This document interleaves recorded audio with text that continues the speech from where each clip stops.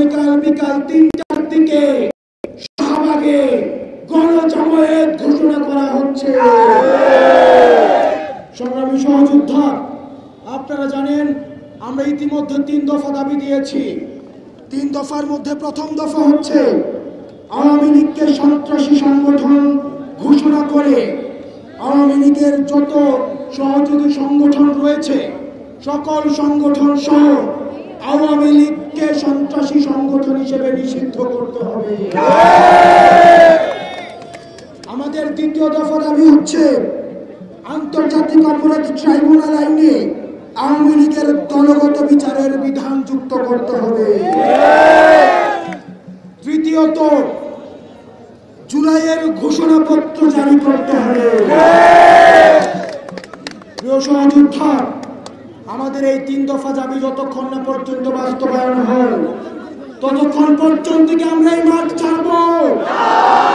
আমরা কি এই মাঠ ছাড়ব? আমি আগামীকাল এই ৩ দফা দাবিতে আমাদের এই অবস্থান কর্মসূচি অব্যাহত থাকবে।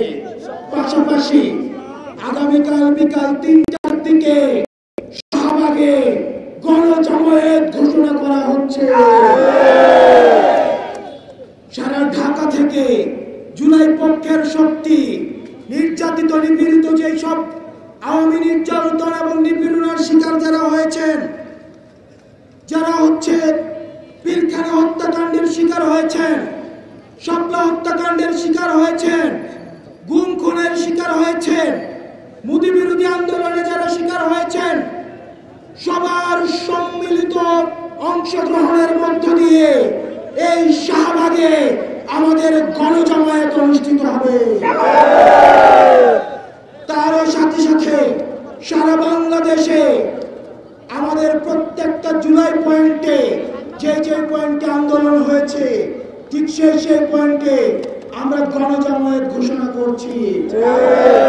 প্রিয় সহযোদ্ধা, যতক্ষণ না পর্যন্ত এই লড়াই বাংলাদেশ পন্থী এবং ফেসিবাদ পন্থীদের লড়াই, যারা দীর্ঘ ১.৫ দশকের বেশি সময় ধরে বাংলাদেশকে বর্গা দিয়ে আমাদেরকে শাসন করেছে, তাদের বিরুদ্ধে আমাদের লড়াই। যেই সিদ্ধান্ত জনগণ ৫ই আগস্ট নিয়েছে সেই সিদ্ধান্তের আইনগত ভিত্তি প্রতিষ্ঠা করার লড়াই। সুতরাং প্রিয় সহযোদ্ধা, যতক্ষণ পর্যন্ত আমাদের দাবি আদায় হয় ততক্ষণ পর্যন্ত আমরা এই শাহবাগ ছাড়ব না। কিছুক্ষণ পরে শাহবাগের বাম দিকে এলইডি স্ক্রিনে আওয়ামী লীগের নির্যাতন এবং নিপীড়নের ভিজুয়াল চিত্র প্রদর্শিত হবে। আপনারা সবাই অবস্থান করে সেটিকে আপনারা দেখবেন।